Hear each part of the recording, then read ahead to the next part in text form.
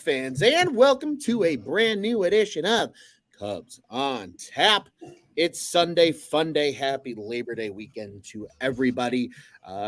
Before we talk baseball, he's Juice, I'm Luce. Juice on Tap, Luce on Tap, Juice on Tap, Luce on Tap. We're back with you for a little Sunday fun day episode, talking about a pair of Cubs games. Before we get into it, Juice, my friend, my buddy, my pal, how are you doing tonight, buddy? Good, man. Concert at Wrigley Field in full effect tonight. I don't know, just hanging out at home this weekend. We got a big Bears game. Sorry, just throwing on the glasses. Got a big Bears game coming up next week that I'll be at. So I was like, I'm going to lay a little low. I'll watch some Cubs baseball. I'll keep my my adrenaline somewhat pumping, but the blood pressure won't raise too high. Of course, that didn't happen. None of these games were easy, all very difficult to very bad losses back to back. And I don't care what anybody tells me. They were brutal and difficult and hard to swallow. And I, for a good portion of today's ball game, went to a very dark place, I thought, which was one of, well, here it comes. They're going to drop 3 or 4 to the Reds. They're going to play all these teams that they need to beat. They're going into, those games playing bad baseball, and this is where it ends. This was fun, but this is where it goes. And thankfully that Cub team kept their nose to the grindstone and were able to pull one out today. But that doesn't mean that I'm not pissed off about what happened the last 2 nights, which I think we'll get into over the course of the show. Show will, buddy, and I'm in agreement with you. Let's dive in, because I had a 20-minute conversation with myself on the drive back to Casa de Luz to get ready for this show. Like I've already had this conversation. We're just here to repeat it.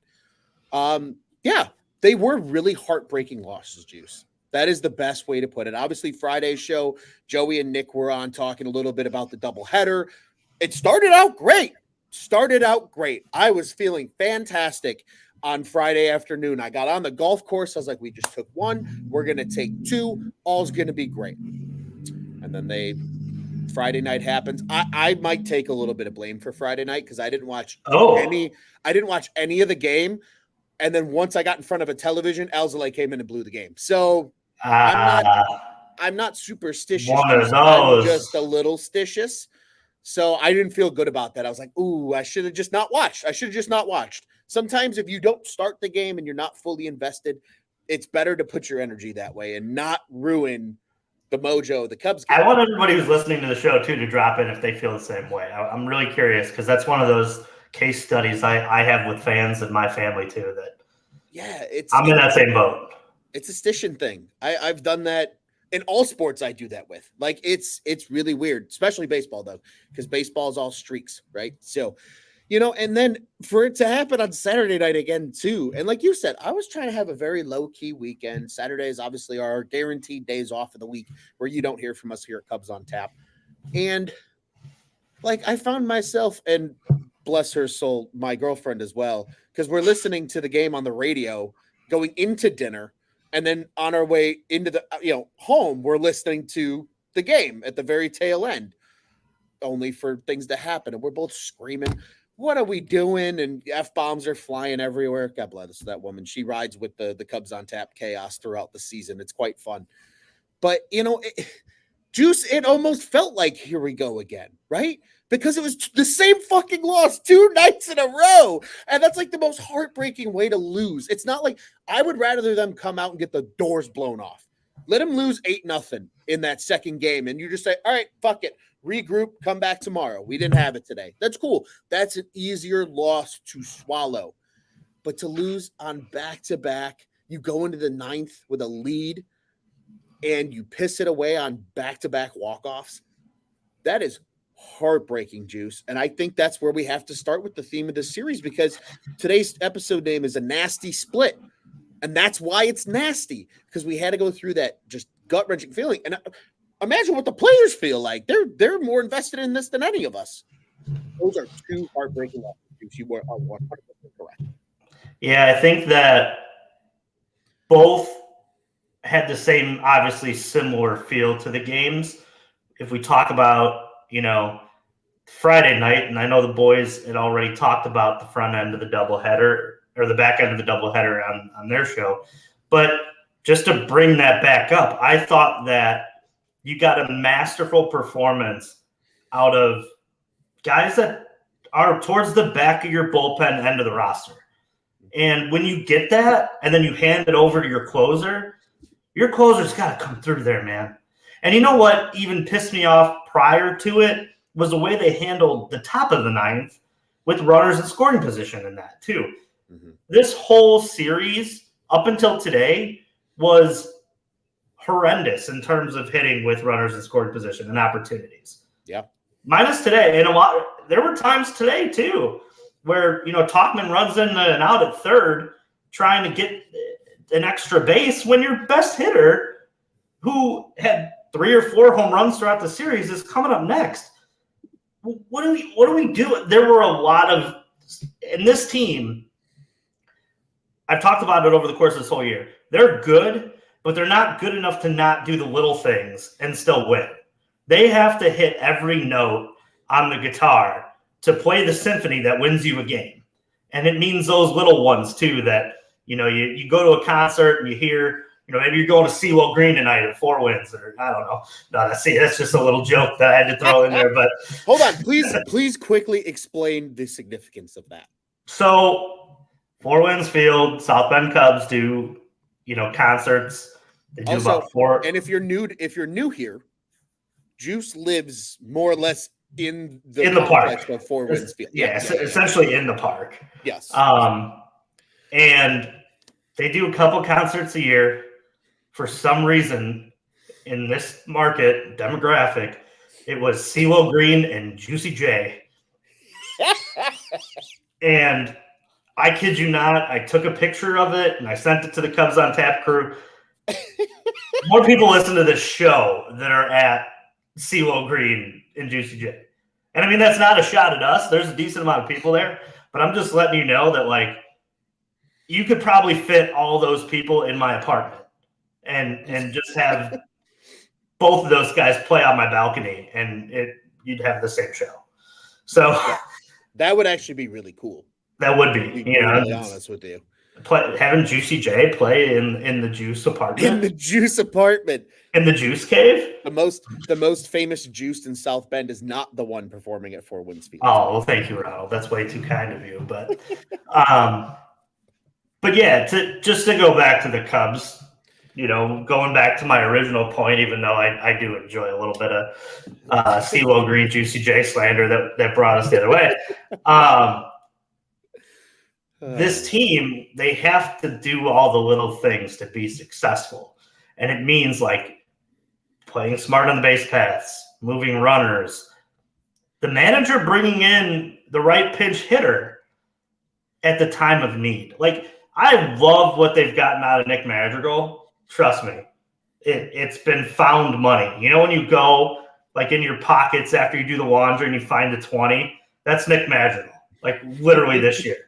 He should just be on every found dollar that you find in your pocket, because he's been a guy. Imagine this team having if they didn't trade for Candelario and you couldn't count on Nick Madrigal to play. I mean, watching Patrick Wisdom at bats and Miles Mastrobuoni every day, no thank you. That's what we're looking at here. And the first night, I thought that he should have been used, but he should have been used to move the runner, or even weirder, how about you use Mastrobuoni like you did today to move the runner? And if you want to get Nicky 2 strikes up there, bring him up in the second spot so you can try to manufacture a run off of Diaz, who I know they hit around today, but he's a damn good pitcher. Yeah. I was sitting there why are you not just trying to play for one run here? And it's something I've said on the show a million times. When you're winning, I'm fine with bunting if it results in getting a guy to third with less than 2 outs. Fine with that. Mm-hmm. I'm just not fine expecting Candelario to roll over one when going into that game, he had hit like 108 in his last 14 or 136. Like he wasn't going well. So play for one run, and then it almost happens in the same order the next night. You get runners on first and second. You can't get them over and get them in. Those are the things the Cubs need to do better, because a 2-run lead in the ninth means so much more than a 1-run lead in that ballpark. People almost quit.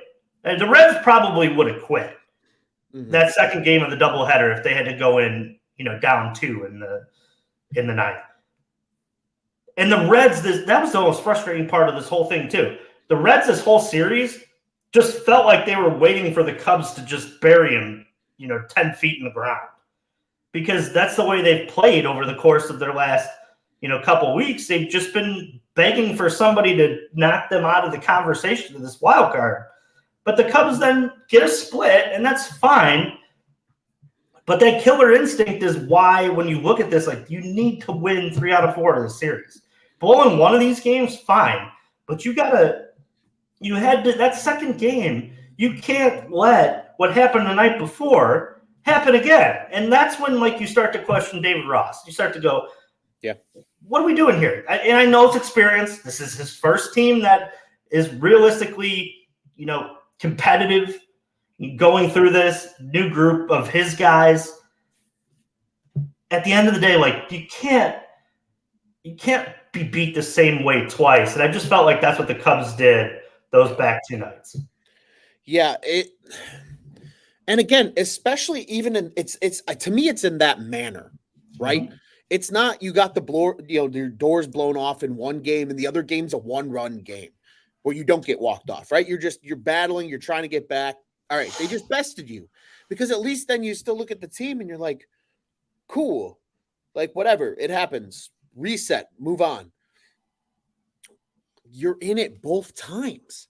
Mm-hmm. This Cubs team is one just almost shakeup away, not firing people and benching people. Move the lineup around, do something, because they're getting stale again. And I think it's not even stale from a production standpoint, right? Because everybody's like, oh, they scored 15 runs today. Yes, they did. It's stale from that killer instinct. They need to be just burying people, right? There's no dog days of August, dog days of September mentality. You have to bury people. You have to continue to build that momentum to give yourself a chance in the playoffs, right? I think if they've shown this year they can beat good teams, routinely, and they've done it in the second half against the likes of the Braves and the Brewers, teams that you're going to battle in a 3 or a 5 game series potentially. But they need to keep that killer instinct juice, so they're getting stale, and I think that's part of what happened, right? They just, okay, we got a lead. We're gonna win. We've done this all year. You let your guard down a little bit, and then boom, they get you twice in walk-off fashion, just to kind of laugh at you more than anything. And you know what? They're still sitting in a really solid spot. Yeah, they're only 3.5 back in the NL Central. You're 3 ahead in the wild card. You're the number 2, very firm number 2 team in the wild card right now. But imagine if they had that killer instinct juice and you take both of those games. You might be within 1.5 games of the Brewers, and you're 5 clear in the wild card. Maybe you're almost catching the Phillies for the top wild card. They're that close, Juice. They're that close to being something really good, and we've seen this team perform to that nature. And I think that's what's frustrating here. Quickly to the comments, because I think there's some good ones here. First off, we got to give you more flowers. Hank loved your found money line. Thank you. Appreciate that, you nailed it on the head. But also giving some love to Madrigal. Scott wants to know if we can call him Big Dick Nick instead of Mr. Foles, who you mentioned Bears has been departed from the Bears now for a few years. But this is one of those things to me, Juice, to that stale point. Jamison Tyone has given up 4 more runs in 14 of his 25 starts. A lot of those were in the beginning of the season. Yeah. But we got a little bit of him in July. Early August, he was still solid, and now something looks off the last 2 starts. It's they can't afford this right now. Not with Stroman on the bench. don't get me wrong, Jordan Wicks has performed, but you are asking a rookie probably a month, 2 months, 3 months of baseball ahead of a promotion, right? He's close. I think he was close, but I think we would have rather seen him in June of next year versus this chase. Don't get me wrong. It's cool seeing them in the chase. That's good experience, but it felt rushed, I think is a little bit of it. I was like, to me, that felt like rushing. He was really good, but I thought, you could have given him a little more time.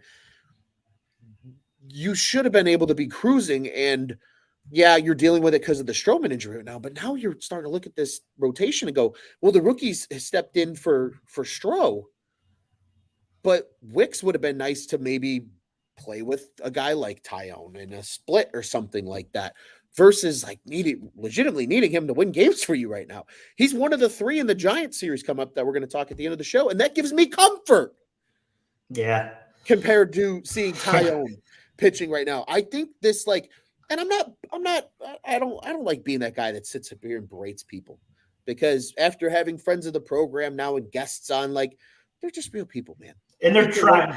And I thought today, the one thing at the end of his start, him sitting with Tommy Hotovy and talking about sequences and things like that, you could see it. He was in the dugout looking back and forth with Tommy and talking about, pitches and sequences that he threw and things that were happening out of the hand. I thought immediately, I was like, I don't like his performance over the course of the year.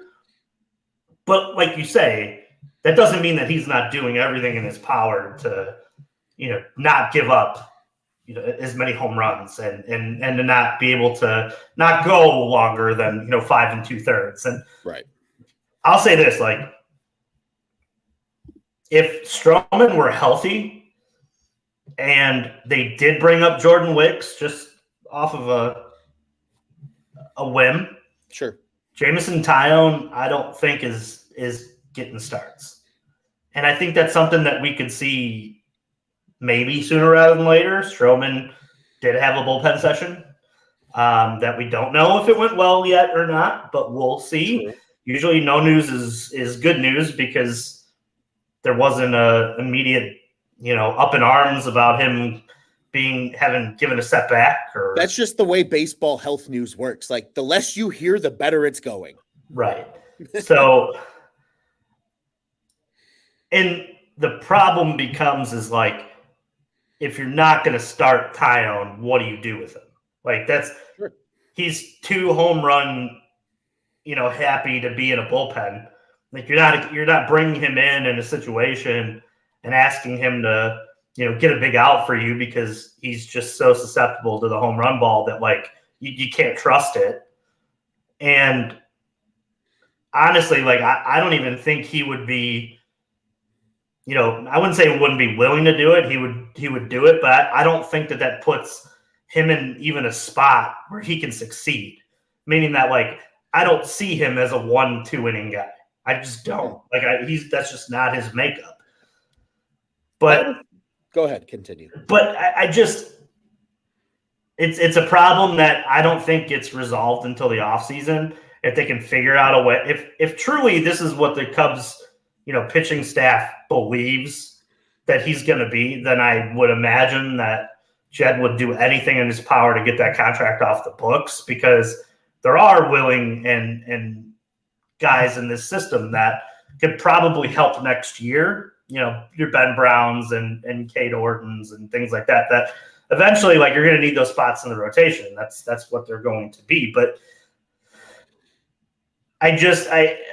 he just constantly too, I feel like when he gets a lead, it's like a spell of bad and good time. Have you noticed that when he pitches from behind, he mows guys down? When they're down 4-1, but he will keep it at 4-1. And that's kind of why I wanted to ask you this question, Juice. I was going to ask, could you see him being that guy maybe down the stretch here if Stroman does return and you say, J-Mo, we're going to pitch you over the last 3 weeks of the season.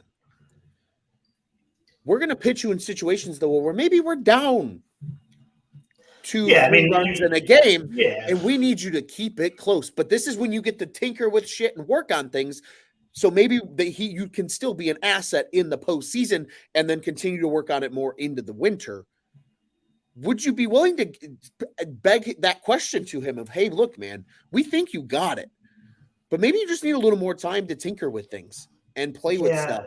But let's get you some of that game action still. Would you, Juice, manager Juice, Dave, this guy behind me gets to take a day off. What are you proposing to Tyone as his role down the stretch here, assuming Stroman comes back and is healthy and you want to keep Wicks up over Tyone? I'm going to give you what I think should be done, and then I'm going to give you what I think is going to be done, and I think it's going to piss off some people. I think that they are going to – I would bring him in and honestly, phantom injury it. Because you already have too many people in that pen who are exactly what you just described. Drew Smiley, Hayden Wisniewski. Yeah. Green is in the pen right now. He's stretched out to be a starter, but he's not a starter. But who knows? Like, it's that whole bullpen right now is weird. Like, I never thought I would go. I don't think I would ever go into a Cub and in their bullpen and look and be like, man, we need more one inning guys. But the Cubs do. Like, they need more guys that just can go one inning and do that well. Which, like, later on the show, I'm sure we'll mention, about, Hughes, him also getting, an appearance in AAA, and, the Nick Birdie, another name too, that, those are one inning guys. Like, those are boom, on to the next. But what I think they're going to do, and I think this is going to really piss some people off, is if Stroman is able to come back, Jordan Wicks is going to be the one that gets sent back down. And I hate to say that, and I think it's the wrong move. And if this wasn't based on contract and money, and they've invested a lot in Jameson Taillon, and Jordan Wicks has options, and Taillon's healthy. So I don't think that we're going to get a phantom IL stint. I think what's going to happen is Marcus Stroman's going to come back maybe in a couple weeks. And by that point, what's that, 2 or 3 JMO starts? Maybe at the most. And then he just won't be on a playoff roster, which the Cubs will look at that and say, in those 2 games, I think we can slug our way to wins. That's how it will be explained, essentially. Yeah. And you'll just hope that JMO can get it together, which I think is wrong. I think Jordan Wicks has pitched his way into staying and having more starts, but there's too much money. Jordan has options. They probably don't want to go over X amount of innings with Jordan either. And I think that's what's going to unfortunately happen, even though, like you said earlier on in the show, like, you look at these games that they need to win against the Giants, and you're like, man, awesome, Jordan Wicks is pitching. Like, it's freaking wild, man. And what I would hate the most, which I hope doesn't happen, is that, Stroman comes back and they don't just tap Assad on the shoulder and go, hey, buddy, back out to the pen because you've been that good and we need help out there. That's even worse. That is even worse. Even worse. Which, could you not see them doing that? And let's address that then, Juice, because that was something I wanted to talk about. How good has Javier Assad been? Like, this is it has to be the least talked about storyline, really, of this team right now 100%. That needs the attention. He has been freaking incredible. And especially when at the time of the year, Juice, where you need your starters to go deep into games. Guys need to pitch 6 and 7 on a regular basis to save bullpens, right? We're talking right now about how in shambles this Cubs bullpen is. Javier Assad is literally insane right now, Juice. In his last 15, so what is that, 3 starts, roughly? Mm-hmm. Or, sorry, 6 games started. Here we go. That's the number, I think. I'm pretty sure it is. 137 ERA. He's 3-0, 59 and a third innings pitched. He goes 8. He's gone 7, pretty much on the regular at this point. He's arguably your best stamina arm, Juice. Who would have thought we would say that right now, especially with Stroman coming back, because he's probably not going to pitch right away deep into games. Javier Assad might be your most dependable starter right now that's not named Justin Steele. And that's pretty cool. But that, Juice, is like riot-worthy material from the fans if they tell Assad back to the pen. Ron, what if I told you that Javier Assad, since the All-Star break, has the second best ERA in baseball? So arguably, Javier Assad is better than Justin Steele right now. Which is nuts. And if this Cubs team comes up to him and says, hey, we know you can do it. We need more guys down in that pen that we know can do it. I will blow a gasket, Ron. Because what is more valuable? That type of guy pitching every 5th day, giving you 7 innings of below 2 your earned runs, or him pitching like every other day for 3 innings at the end of a ball game? Like, obviously you're going to pick the first option. Yeah. But I'm just not surprised by what gets done with this Cubs team anymore, because they called up their hottest hitter in the whole system, and he hasn't even taken it at bat yet. Yeah. We need to talk about that too. Let's spin that way. Quickly, Scott says Assad for Rookie of the Year. Hank says, you're absolutely right, Juice. No way Ross benches Tyone. Ross would definitely bench Wicks instead. He hates playing rookies. I mean, he hasn't even given freaking Canario one freaking at-bat in 4 games. I'm in agreement with you, Juice. I was thinking about this yesterday when I saw the quote about he's low on the depth chart and they're not going to use him. And why is he up there? Then give me Jared Young at that point. What is the fucking difference? Let him be down and play and develop, or let him just play at the major league level. Like you said, he's like the hottest hitter in your system right now. He feels ready if he wasn't hurt all year. Let him play a couple games. I would love to see him in one of those games against the Diamondbacks, right? Like maybe 2 even. Just let the kid play. Is he worse? How about you throw him out there? How about you throw him out there in a situation where you need a run and they don't have a scouting report on this guy? That's exactly what the situations were the 2 nights in a row. But you went with Madrigal, and look how that went. No offense, found money, it's fine. But fuck, man. What?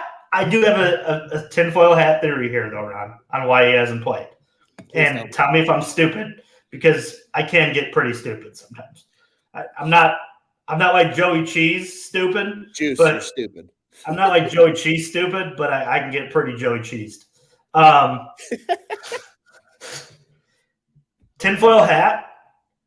I don't know how special his major league debut would be to him and his family, but maybe they didn't fly him in, his family in to Cincinnati. They flew him to Wrigley, and he did not play this series because he wants to play in front of his family at Wrigley. Maybe. Tinfoil hat. Very outlandish. But I'm just outlandish for how the Cubs have done things lately. I'm just because who knows? Like maybe his family lives in Illinois, and doesn't like to travel, or I don't know. Like I'm just trying to find reasons why you would not play a guy on your roster when you have 4 games in 3 days. Yeah. Like this is where my mind is wandered to, because all serious baseball, even today, I mean, the game was in hand at the end of the game. Give him an A-B. Like just let him go up there and hit. Why not? And that's why like it started to turn my mind of like maybe not. You know, like maybe there's a reason why that's not baseball related why he didn't play in this series. Yeah, I'm almost getting concerned, Juice, because it almost feels like Ross just is so set on his certain guys he needs to use every day. And he's cooked. But like what happened? What happened? He hasn't changed the lineup once. Guys have been in slumps. Dansby Swanson has a 4-point lower OPS than Mike Talkman. Like guys have hit skids. Why aren't you letting a kid like Canario give somebody a day off? Like why does this? You know what this feels like? This is a comparison. Shout out to Four Feathers because we're going to be rebooting soon with hockey around the corner. Like this feels Joel Quenneville-ish when he was the head coach of the Blackhawks, and I know things ended bad and whatever, but just think straight strategery. That's how he would treat young guys. He barely played Trevor Van Riemsdyk in those Cup playoffs. He got like 9 minutes a game. Like Tom Thibodeau too. Refused to Thibodeau too. Refused to give any kind of meaningful time to these kids. And it's like, you eventually got to give them a chance to just see what they can be. And right now is the best time. That's why you get September call-ups. Let them play a little bit. You're in a competitive chase. You don't think they're going to feed off that energy for their debut? Your debut doesn't come in garbage time like 90% of the prospects every year. Give the kid a chance. Maybe he'll rise to the occasion. He's hot. They're just trying to give something to shake up the lineup. You can let him play one day to shake up your lineup. It's just so frustrating not seeing him. And this is exactly what I was thinking. My dad and I, for those that now know or have listened to the show long enough, my dad and I have a lot of conversations, Cubs related, off air, that lead into fuel a lot of my thoughts for this show. And this is one I agree with Darren here in the comments. Let Canario DH for a game for Wisdom or Morel. Yes, that's what I thought. You literally lose nothing. What's the difference if Canario goes 0 for 4, Christopher Morel goes 0 for 4, or Patrick Wisdom goes 0 for 4? They're all effectively the same player right now. Morel has cooled off. He still can have a good game. I think he's the better option than Wisdom still, but he's hit a little bit of a slump buster. Let Canario come in. Maybe he has a dazzling debut. He hits 2 home runs in his debut. That kind of game gives the team life this late in the season. Just tinker with shit. That's what 90% of managing is to me, right? You just got to just flick all the right buttons. The only Cubs World Series in our lifetime, the starting catcher for Game 7 was a call-up, and he hit a home run against the Pirates in his first at-bat. Yeah. So I was there for that home run, too.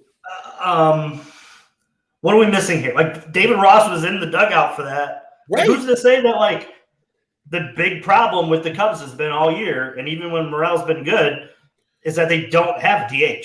They don't. Like, realistically, that's not what Morel is, projected to be. Right. They're going to try to put him all over.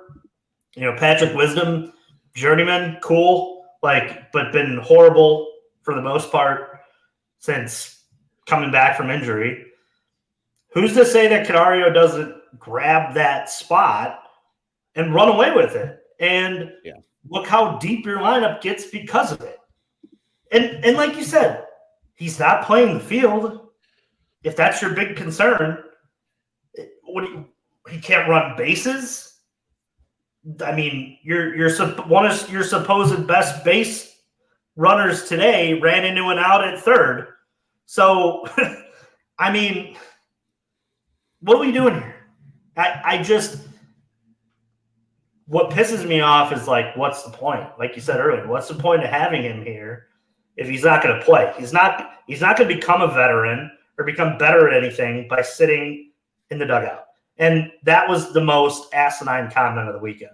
Well, we think that bringing him up here helps him in the future and in the long run. He's not going to play a lot, but we think that him sitting, next to some of these guys, he could really see some. No. You know what's going to help him? Getting out there and getting reps. Getting out there and getting live major league pitching experience. It's different down there in AAA and in the system than it is up here. It is. And you can't fix it without playing. It's just so stupid. I mean, it makes no sense either. Like, why there are plenty of names on that roster. down in AAA that are better suited if you want a end of the bench guy to sit and do nothing. I mean, shit. I believe they still have 2 spots open on the 40-man. They could add David Bodie to the 40-man and put David Bodie at the end of the bench. Yeah. What are we doing? Yeah. What are you doing? Right. Exactly. If you're not going to play him, because, right, they would promote Bodie and probably play him. Right? They love playing Mastroboni and they love playing these kind of guys. I get it. You're trying to get value out of certain pieces for certain things. But you know how much of a piece of value Canario becomes if he hits a little bit of a hot streak. Like you said, Wilson Contreras in 2016 was that for the Cubs. He was the shot in the arm from the system. And he started Game 7 of the World Series. Yeah, and hit a home There's no bigger game. Yeah, and like you said, he rose to the occasion. Who's to say Canario, who for the month of August, Juice, in 17 games is slashing 305, 356, 632 with 7 bombs and 25 RBI? Who's we to can't say do that on the bench? Yeah, he can't do it sitting down on the metal at Wrigley or chewing bubble gum and bullshitting with guys in the dugout. Let him get in the game. Let him hit. Let him hit at Wrigley this week. Let him debut tomorrow. How cool would that be? And maybe he hits a bomb and they win game 1 and everybody's like, cool. They're already in front of this Giants team. Put them away in game 2. Try to get an extra game in game 3. Like, put yourself in good situations to continue advancing up the standings. Like, don't get too complacent because complacency can become toxic if it just settles in. You have to give these guys that rush of, let's go get it. Kind of like I said earlier, don't get stale. Canario's a guy that's not going to let it get stale. And if he gets stale, send him back down. Bring somebody else up. Let David Bodie come up if Canario goes 0 for 5 games. Okay, he just wasn't ready. No big deal. You go back, keep raking AAA. We'll talk more in the winter. You can do it, but you won't know if he's sitting on the pine tar. Ron, do you ever feel like, and I know you're a big David Ross guy. Me and you are, I think we're the only 2 on Cubs on Tap who read Teammate. I know. He sits over my shoulder every single show. I know, and I love him too. I do too. And I want this to work. I feel like I'm having the conversation with like the girlfriend, like who's been acting up, and I want this to work. But do you ever feel, and I read Teammate, and I know some of the managers that David Ross played for, and I know that he took in a lot from, his managers, and he's tried to implement that into his day-to-day as the Cub manager. But do you feel like David Ross just didn't see enough like young, hungry managers throughout his career that because look at over the past, like for his, and he was with Bobby Cox. He had obviously Joe Madden, like guys who like who was he with in Boston? Was it Francona or was it? Might have been Francona. Well, no, yeah, Francona because they won the World Series. In 13? Yeah. Was that still Francona? Yes. Okay. So my question becomes did he just not see enough of the manager that plays more risque per se, opposed to if you look at it, a lot of the guys that he, was catching with, it's a lot of those old stubborn stick to the veterans, let the veterans play. They know what's expected from them, things like that. That maybe that comes out a little bit in his managerial style, where it's all I know as a player is I got to respect the veterans, and I got to be, and that's fine. There's a fine line between teetering of, giving the veterans some more leeway and making sure that some of these guys who come up latch on and slowly integrate themselves into the league. But I just feel like he's so hesitant to change, and that's made him stubborn, and that's made him less likely to play younger guys and throw guys into the fire right away, because maybe he just hasn't seen that enough over the course of his career that's just ingrained. It's just a feeling thing for him. So why he thinks he's going with, what he thinks is right, it's realistically like he short sells himself by not, giving a guy who's very talented the opportunity to, show something for you, and maybe you have some found money again. Yeah, 100%. And Juice, Darren agrees with you here. Ross is too strong-willed to listen. It took people to show him multiple times. The Cubs were like 23-10 when Tauchman led off before it made it a regular thing. Yeah, he does feel a little bullheaded, I think, on some things. And just to confirm, he was not with Francona in Boston. They were like not. 2 that years. Was so that was Miller. No, Maybe Farrell. Maybe. What did they win the series with? I don't know, Juice. We don't know this stuff. We know Cubs stuff because we're a bunch of Cubs diehard junkies. This is what happens, folks, when we're trying to do research on the fly. Yeah, I know, right? Then we just sit here and we're on our phones. I'm not on my phone. I'm on my working behind the scenes. Who's the Red Sox manager for the freaking season? It was Farrell. Okay. Woo. Okay, yeah. That's Continue.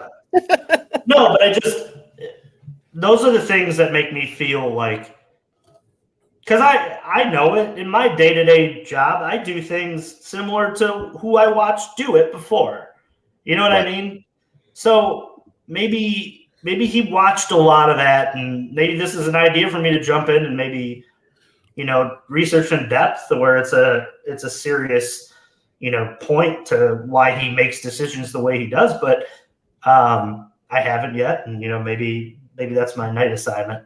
But no, I've been trying to wrap my mind around the fact of like certain things within this Cubs team and why they haven't changed, and maybe that's why. Maybe, I don't know. Maybe. Yeah, maybe, Juice. And Juice, it's felt like a big sour Juice and Luce show tonight. Yeah, especially for a split. We've been venting a lot of demons, I think, that a lot of other Cubs fans, I think, are thinking too, right? Like, I don't think it's more stressful this time of year because they actually mean something. The game. Yeah, and you know what? Sorry to interrupt, but I'm just pissed for a second here. Like, you bringing that up just changes. I hate the most on Cubs Twitter when people are like, "We'll get him tomorrow. We'll find our way tomorrow. It's fine. They're gonna lose. Yeah, they're gonna win." You know what changed that? They're a positive Eeyore. Yeah, you know what changed that? When you took 2 or 3 from Milwaukee a week ago. That's done. It's September baseball. There's no, it'll sort itself out over a course of 162. This is 162. Yeah. Every single game from now until the end of the season is 162. It's win or stay home.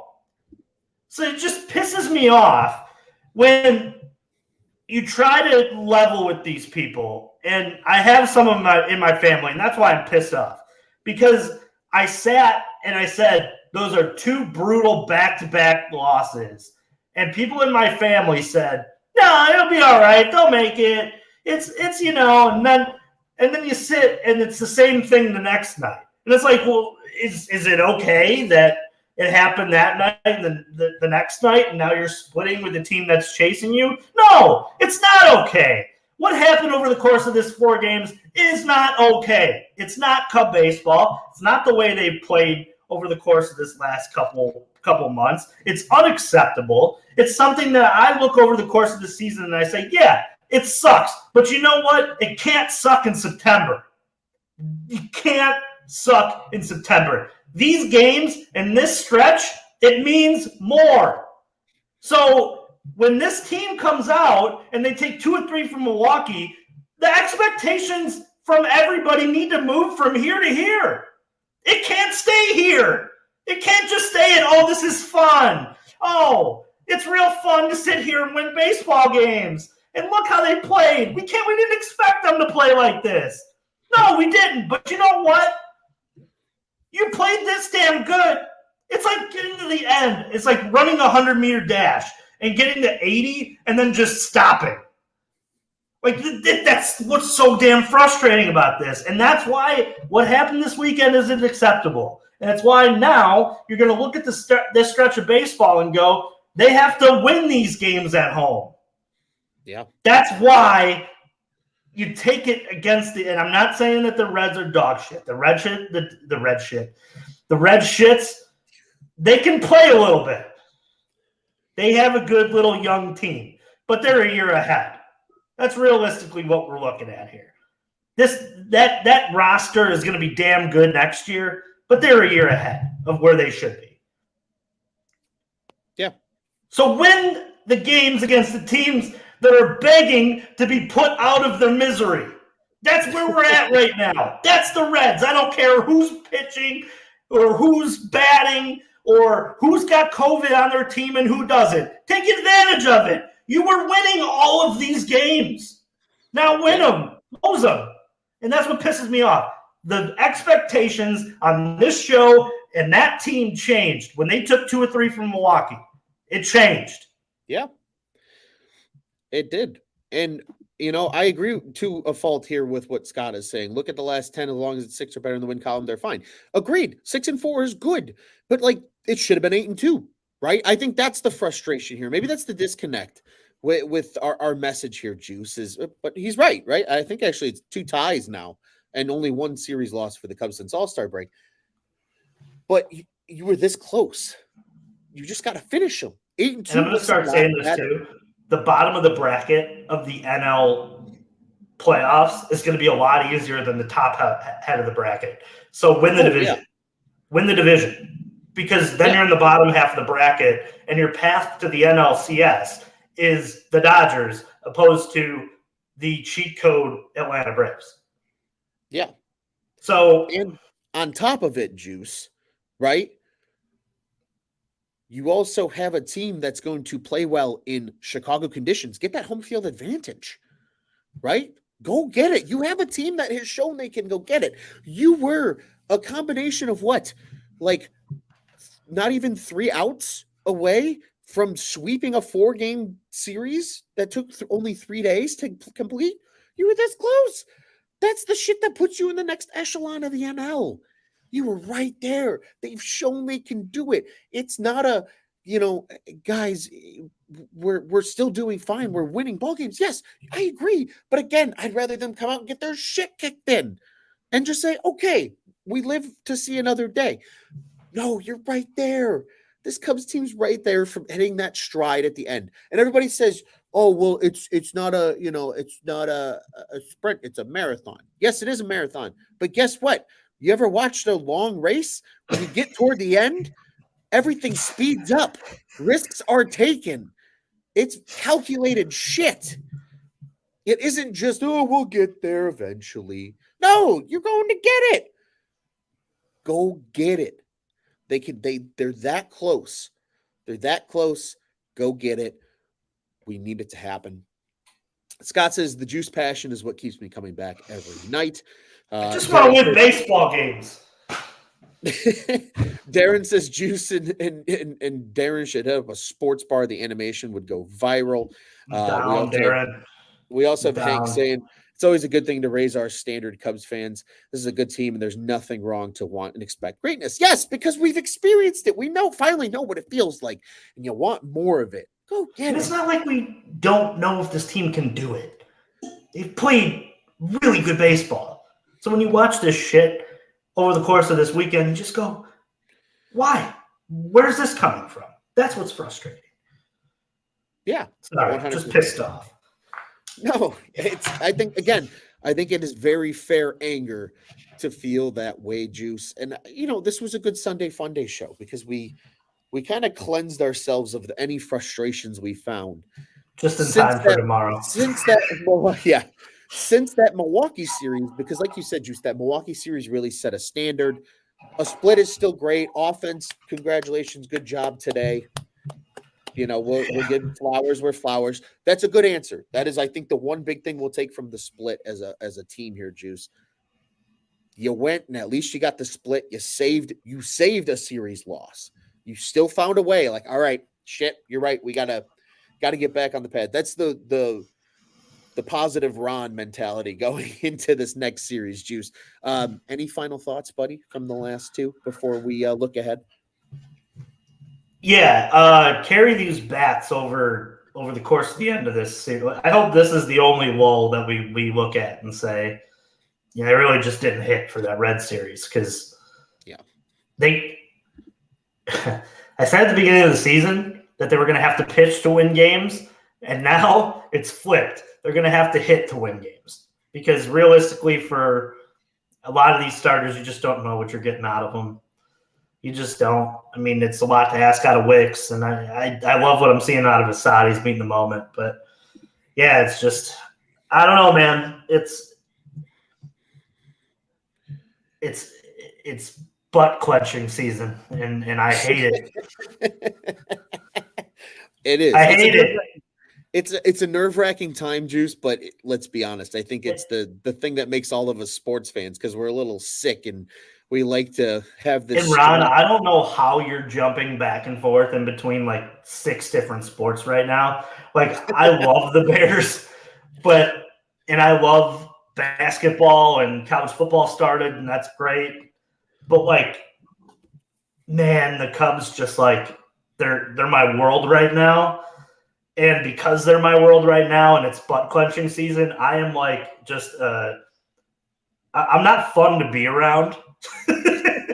Let's just say that until they like clinch a playoff spot, and I know there'll be playoff baseball. Like I'll get a week and a half at most to like just decompress and be like, all right, and then it'll be playoff season, and I'll be like, it's even worse. But like we haven't had this experience yet together because we did this show, started it back, and in 20 it was just weird. It just didn't feel like a playoff series. And like now you're starting to see like playoff juice. It's like he's here already because all these games are playoff games. I'm in a glass case of emotion, as Anthony Rizzo would say. Like I'm an emotional wreck. But it's the sick feeling that keeps us coming back. Juice. And I fucking love it. Like love every second of it. It's what makes us knucklehead sports fans, man, and that's why we love it so much. One more quick comment here. Darren says he'd let Alzolay have the start of the 9th because he says Alzolay, was his last thing. And then he says having both Merriweather and Alzolay not available to pitch for 3 outs is unacceptable. I like that. That's being pushy. That's being right on par with the discussion tonight, I think. And ESPN has the Cubs at a 75.8% chance right now to make the postseason, according to our friend Scott Crawford. Juice, but you know how they get that percentage to go up? They win baseball games. You're damn right. And it starts on Labor Day. A new series. Flip the page. It's a new series. The Cubs welcome the wild card tied for the last spot with 2 other teams, San Francisco Giants, to town for a 3-game set. This one's a beautiful 120 start on a holiday. It's personally, I don't think it's any of our vibes. Labor Day is a very laid back weekend, I think, for a lot of us. We're recharging for the sprint too, folks, because it's going to be a sprint here down the stretch and going into fall sports season. But Juice, they can take care of it tomorrow. 120 start, as mentioned. It's a good pitching duel between these two teams on September 4th. Justin Steele takes the bump for the Cubbies, 15-3, 2.69 ERA, 141 Ks. He's been sensational. And Logan Webb goes for the Giants, 9-11 on the season, 3.49 ERA, 169 punch outs for Mr. Webb. It's a pitcher's duel on a holiday. I'm excited for this one, Juice. How do the Cubs set the tempo though for this game or this series against San Francisco? Hit hit the ball around Wrigley Field, feed off the fans. I'll say this too, like the Milwaukee series, they talked about on the broadcast that like the fans for that series were crazy loud. It's been the loudest at Wrigley Field in a long time. Bring that again. I mean, our guys out there, Bleacher Jeff, Mai Tai, they'll be, Rachel, they'll be getting everybody moving out there, I'm sure. But man, like these are just such huge games. Like this is a huge home stretch for the Cubs here. Like if to the point where if they can win a lot of these games this week and going into next week, like it's going to set themselves up really good for the back 2 weeks of this season.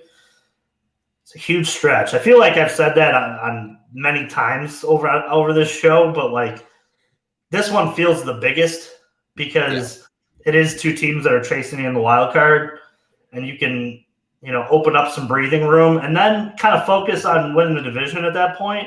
It'd be nice for the Cubs to, more or less like put it to bed that they're gonna make the playoffs. That way they can play freely about like, hey, let's just try to go catch the Brewers over the course of this last couple weeks. Because, but what happens if they don't take care of business is you're hoping for teams that aren't in a playoff race to help you out. And that's when you don't control your own destiny, that's dangerous. That's super dangerous.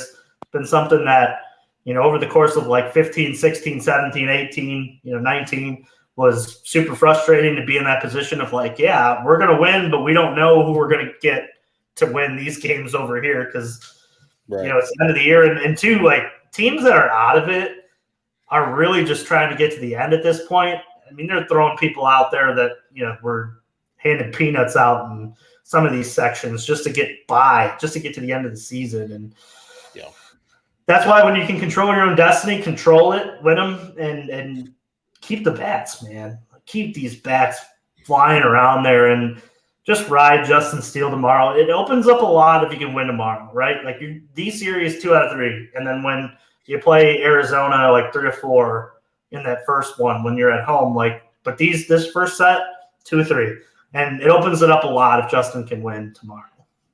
Yeah, 100%. Again, set the tempo at the beginning of a series because that is when everything starts to go in your favor. And then you control the series, win 2 out of 3, try to take that third game. Like you said, open up that breathing room, go get the Brewers in the division and get that home field advantage in October. Like it's yours potentially for the taking. Go get it. They've shown they can do it. Juice. And it all starts tomorrow with Steele. You got a good pitching, 3 for this series as well. Hendricks, Wicks, we were talking about earlier, right? And you got 2 day games at Wrigley. Feed off that. It's going to be hotter than a mother for the next 3 or 4 days here. Just put the ball in the air, baby. Good things happen at Wrigley when you put the ball in the air. You got I think, Juice, part of the fun of Wrigley Field is playing the elements a little bit sometimes. It doesn't directly affect the game, but there's those couple games every year that it really does. It's going to be hotter than hell. Ball fly, ball go far, team go far, as our friends over at Sox on Tap like to say. The one thing we ever agree with them on. You put that ball up in the jet stream for the Cubs. That's you can slug your way and only get 4, 5, 6 hits in some games. Maybe you're a little tired, but you get that slug and take advantage of the conditions. Go get it. It's going to be hotter than shit. Hit a lot of balls far, and things are going to go well. Juice, we are back on Tuesday like we traditionally do. Our friends over at Dingers, I don't know if they've announced their holiday schedule yet, but they will either record tomorrow on Labor Day or they might also be live on Tuesday. So be sure to keep an eye out for those updates, and you will know at that time. Darren also says, would it kill the Brewers to go on a losing streak? Tell me about it. They've played annoyingly good baseball over this last stretch, but the Cubs are 3 clear in the wild card and only 3.5 behind the Brewers going into Labor Day. Juice, for this Giants series, true closing thought here before we shut this thing down. Fly the W pick for this 3-game set. I'm going to go with benzopril hydroxychloride. That's the name of my blood pressure medication. No, I'm just kidding. But no, that's realistically who's really been the MVP of this last couple weeks. No, it's. I think we saw it today. We finally saw Dansby Swanson go the other way in his at bats, opposed to just trying to pull everything. I think he got a little pull happy there, hitting a lot of home runs this year. He's a great hitter when he's working gap to gap. It's time for your captain, the guy you paid all this money, to go out there and set the tone, be a leader. It's been something he's been talked about since you brought him in here. I'm going to go with Dansby Swanson as my fly the W pick for the series. Hopefully he can show up and knock the ball around the park and get into some RBI chances and play that great defense at short. That'll be important. Save some runs over the course of the series. This homestand, let's win some baseball games. Yep, completely agree. A closing thought here quickly from Darren. Steele, Hendricks, Wicks, and Assad. He says maybe they could go Tyone, Wesneski, and Smiley combo piggyback for fifth starter. Maybe. Who knows? Is death an option for that fifth day? No, I'm just kidding, Darren. Just kidding, buddy. I did like what Wesneski did over the course of the game, the second game of the doubleheader. It was awesome. He looked great. Yeah, he did look great. And maybe you can get something out of them down the stretch here. And you'll probably need those guys a game or two in October. That's kind of playoff baseball. We've seen it time and time again where teams are willing to push guys a little more. Definitely think that's an option. My fly the W pick, Juice. I love your Swanson pick. I think it's a good one. But I'm going to ride the hot hand. Cody Bellinger has been scorching hot. Pay the man whatever he wants. Hashtag bring back Belly. Whatever it is you need to assure yourself and the Cubs that, dude, just pay the guy. He's showing. I'm going to throw a flag on this, though. I'm going to throw a huge flag on this because I feel like Cody Bellinger has gotten to the point where it's just not fair for one of us to pick him every series because you could and be right. All right. That's so fair. Then I love the pick, but I just it's like picking the 6'5" eighth grader on first in basketball. Like, yeah, he's gonna be good. You know what I mean? Like that's But go ahead. No, if your guy's Cody. No, we'll take another. I think we need to make like a Cubs on tap rule about fly the W that we can't use Cody anymore. That's fair. That is completely fair. Well, so hear me out though. Cody Bellinger, 21 at bats. The team or the player on this team that has seen Logan Webb the most, obviously from his time with the Dodgers. Yeah, he's only hitting 190 with 2 ribbies against Webb. He has not been good against Webb, but I think this is where he turns it around. But then again, that could be cheating too because he is hot, and depending on what angle you look at. So I will ride a hot hand. Had a good series against the Reds, and he's got a homer and 2 ribbies and 6 at bats against Webb. Ian Happ is my fly the W pick. Okay. To get the ball up in the jet stream, the wind's gonna blow out. It's gonna be hotter than shit, and take advantage of it. Ian Happ have a big series. We'll give you Belly /Happ. How's that? I'll take a half point if only one of them does well. If they both do well, then if they both do well, I get no points because then it's like, well, you still cheated by taking. I like this new rule. I like this new wrinkle in our system. We'll rule on it. We'll rule on it. It's like doubling down in it's like splitting in blackjack. Quickly, Terrence says, "Hey, Juice, we got holes." We got holes. Juice, before we get out of here, I want to remind everybody, Cubs on Tap, one of 2 official podcasts here at the On Tap Sports Network covering your Chicago Cubs. Check out our friends over at the Dingers Podcast. They do a great job. They're live every Monday. We'll put an asterisk around that for tomorrow because it is the holiday. But be sure to check them out weekly. That's our night off. And then we come back with you guys on Tuesday. Follow them at Dinger Cubs on the socials. Follow us at Cubbies on Tap as well, at Juice on Tap, at Luce on Tap. You know the drill. At Joey Knows Nothing, at Teddy Friday 270, at Nick _on tap. Bulls Guy Rob, the whole drill. Bulls, Bears, Blackhawks. You know they're coming. Juice and I are too stressed to talk about those right now, but they're coming. So be on the lookout for those shows. And send your Sox friends to our Sox friends. Let them discuss whatever. I think they're in a lot of pain because Chris Getz is a carbon copy of everything that Reinsdorf ever does. Bulls fans can relate to that too. That's a topic for another day. But be sure to send them to our friends over at Sox on Tap, ontapsportsnet.com, at ontapsportsnet on the socials. On Tap Sports, go ahead and check out what's on tap in Chicago sports. Juice, it is always a pleasure, buddy. A little Sunday fun day action. Wish you a good night, buddy. Happy Labor Day. Enjoy the day off, and we'll regroup. And I'll see you Tuesday probably, bud. Hell yeah, brother! I'm gonna go see Seawell Green. I hope you do. Please do. If the show is still going on, I want to see video evidence of you at the concert. Oh, I'll be on the patio upstairs. No chance I'm walking into Four Winds, but that's fine. At least go up on the patio. We at least need that picture. Damn right. Just give me a solid 4 more minutes and then I'll be out there. Hopefully the concert's still going. I don't know. Maybe all those people who went to CeeLo Green tonight actually get to like hang out with CeeLo. They get their 20 minutes and that's why it's still going. Maybe. Darren says CeeLo is the bomb. Juice. FTC, FTB. FTC, and we got holes. Let's go Cubbies, baby.